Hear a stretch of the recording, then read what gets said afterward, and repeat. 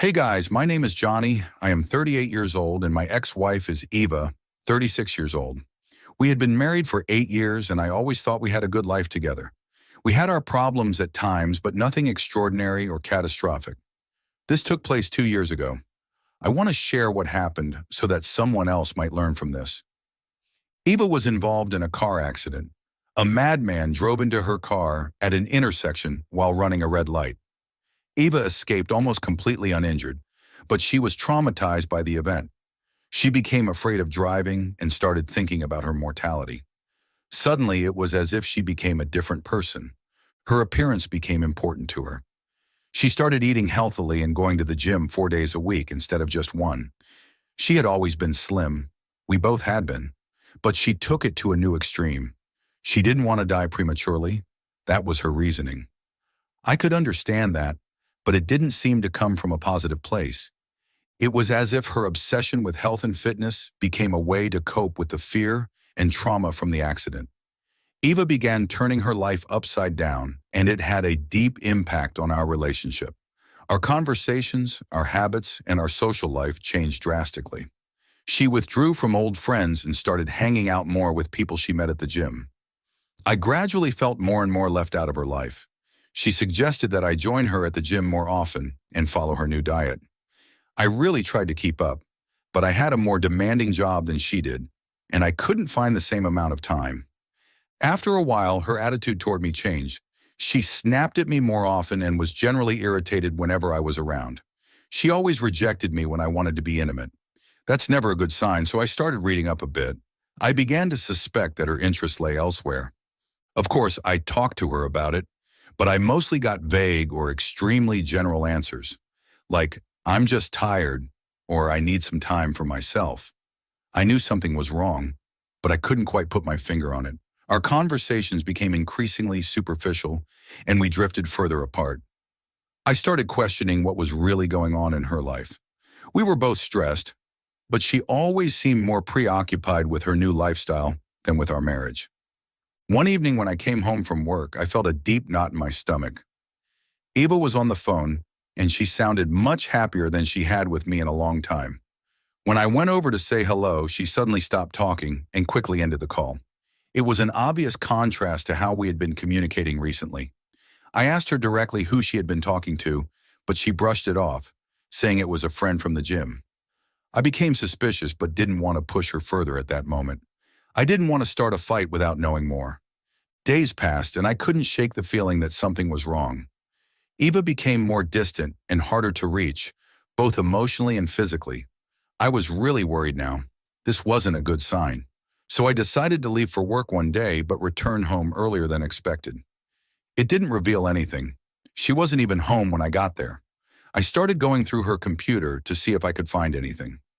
After searching through Eva's computer, I found several messages from a man named Seth, who appeared to be a friend from the gym. The messages were initially quite innocent, about training and health tips, but soon became more personal and flirty. Toward the end of the conversation, around the same time she started being cold to me, they had been sending pictures to each other, the non-child-friendly kind. The kind of pictures she told me she would never send to anyone. I realized we were heading for a divorce. There was no other way. But I didn't want to confront her yet. I wanted to get my things in order and try to control my emotions so that I wouldn't break down when I spoke to her about this. So I kept quiet. During the time I kept silent, I started working on myself. I realized I needed to find a way to deal with the emotional storms raging within me. I started going to therapy to gain clarity on my own feelings and get support on how to handle the situation. At my job, we have access to all sorts of doctors, including psychologists. So I could do this without it showing up on any bills or me having to go at odd times. I told the therapist about my suspicions and the pain I felt over Eva's infidelity. The sessions helped me process my emotions and prepare myself mentally for the inevitable confrontation. I started noticing everything I had missed when I didn't know what was going on, things she did that were really strange. One of those things was how her gym bag was always packed and ready the night before, even if she wasn't going until late in the afternoon. I thought she was just being thorough and organized, but in light of everything else, it seemed like a way to sneak off without me asking questions. There were more of these small things, like how she always took long showers as soon as she got home from the gym. I kept calm and focused on preparing myself, but she beat me to it, big time. And one evening when I came home, she said, "We need to talk." I thought, here it comes. Either she's going to confess what she's been up to, or I'm going to get dumped. I was both right and wrong, as it turned out. I don't remember the conversation in detail because it was a long time ago, and my emotions were in turmoil at the time. But she told me that she had decided to date on the side of our marriage. She wasn't in love in any way, but she felt that after the accident and the trauma, she deserved to have some fun on the side after all these years. Several thoughts rushed through my head. I hadn't actually found anything that indicated they had met and been physical.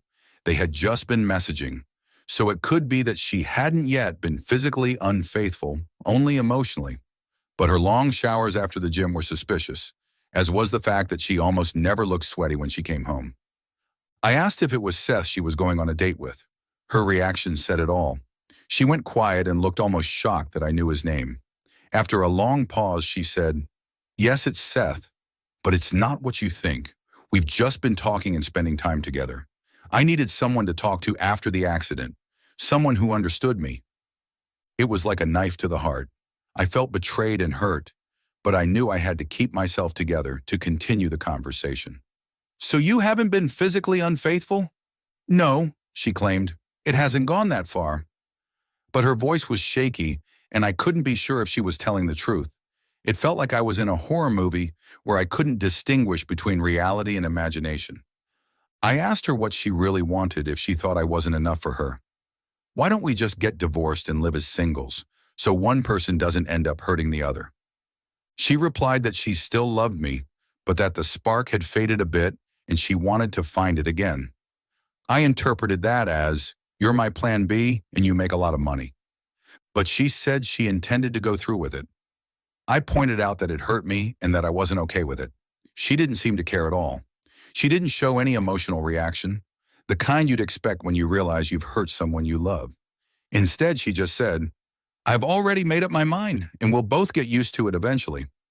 That night we slept in separate bedrooms, something we had never done before. I lay awake all night, thinking about how we had ended up here. My mind was like a roller coaster of emotions: anger, sorrow, confusion. I alternated between sobbing and angrily pounding the lumpy pillow I had. The next morning, I decided that I needed a new perspective on what was happening. I thought I would go to work and try to have lunch with my best friend, Mark. I showered and got dressed in my room, then started heading toward the car. I suspected that Eva might try to talk to me, so I turned on the recording on my phone. When I got downstairs, Eva was waiting for me. She came toward me to give me a hug and a good morning kiss, something we always used to do before this all started. But I stepped back and told her not to touch me. She didn't look sad. She just smirked and asked, "Are you going to keep up with this nonsense from now on?" I replied, "No, I'm not. I give you my word that once your date with Seth is over, I'll drop this, because then I'm filing for divorce." Then I slammed the door in her face. It probably wasn't the best way to handle things, but for once, I was completely honest with her, because that was exactly what I had planned to do. I checked the recording in the car. It had turned out well. I had expected to gather more evidence of her planning the date during the day, but she didn't send me any texts. It was completely silent. Who knows what she was doing during the day, but her cold attitude toward me had emotionally numbed me. At lunch, I told Mark everything. He sat with his mouth open most of the time, but he agreed that this was probably impossible to repair. Mark and I spent lunch discussing my options and what the next step should be. He suggested that I gather all the evidence I had of Eva's infidelity, both for my own sake and to make the process easier if it came to divorce. I realized he was right, but the thought of becoming someone who spies on his own wife was repugnant. Still, I reluctantly began planning how I would document everything. When I came home that evening, Eva was already there. She seemed unbothered, almost as if nothing had happened. She was sitting on the couch watching TV, but I could still feel a tension in the air. We exchanged a brief greeting, but neither of us knew what to say. I sat in the kitchen pretending to read a newspaper while thoughts raced through my head. Would I really have to become a private detective in my own marriage? The days that followed were a mix of painful silence and false, polite, short conversations. I continued going to therapy and gathering as much information as I could without making it too obvious. I really only needed a week to gather enough. A few nights during the week, I went home at random times during the day and downloaded information from her computer. I already had everything I needed. Now it was just a matter of waiting for her to proceed with the date. I thought maybe she had abandoned the idea. But no. On Friday, she dressed up and said she was going out with him. I reminded her of what would happen if she went through with it. Eva looked me in the eyes and responded with a kiss on the cheek. "Do whatever you want, Johnny. I deserve to be happy." How could she be so indifferent? I watched her as she applied her lipstick and brushed her hair. Her confident posture remained unchanged. It was as if she had already checked out of our marriage and was living her life completely outside of our shared reality. Then she walked out the door, and I heard her footsteps fade away. I called Mark and asked if he could come over and help me pack. His response was, "No problem, buddy." Before Mark arrived, I transferred half of our money and divided it between us. Stocks and investments would have to wait, but we had plenty of cash, so I could easily manage to stay at a hotel for months. Mark showed up, and it turned out he had brought his wife along. We got to work, and it took about 4 hours. We wrapped up around midnight. By then, I had packed all the really important things, most of the essential items, and some things I thought might be useful. I left my wedding ring on the kitchen island. We drove all my belongings to a storage unit I had rented a few days earlier when I realized where this was heading. It was much quicker to pack things into the unit than to take them out, thank goodness. So by 1:30 a.m., we were done. I treated them to a meal, a burger at McDonald's, and then I headed to my hotel. Around 3 a.m., my phone started ringing. I assumed Seth had given her everything he had to offer, and she came home to find that I was gone, along with some furniture and a lot of other things. I turned off my phone, and for the first time in several weeks, I felt some kind of peace. I think part of it was because I finally got some reaction from Eva. It sounds strange, but I think that was part of it. The next morning, which was a Saturday, I talked to my parents about what had happened and that we were getting a divorce. They were completely devastated and couldn't comprehend how she could do something like this. I also sent messages to my friends and our mutual friends. I wasn't going to let her lie her way out of this. Some of them doubted what I said, but I informed them that I had chat logs and a small voice recording. They were not happy, and to say the least. I also called my boss to inform him of what had happened. He was very understanding. He gave me a week off with pay. Love that guy. That gave me all the time I needed to get things in order. Foolishly, I hadn't contacted a lawyer yet, so everything got delayed. I did it right away on Monday, and she said she would arrange the paperwork immediately. It took about a week. That week was a nightmare. Eva called, texted, and phoned around to friends and acquaintances. Since I hadn't told anyone where I was except Mark, no one could help her. She waited outside my job for 2 days. The first day to see if I would show up, the second to see if I would leave.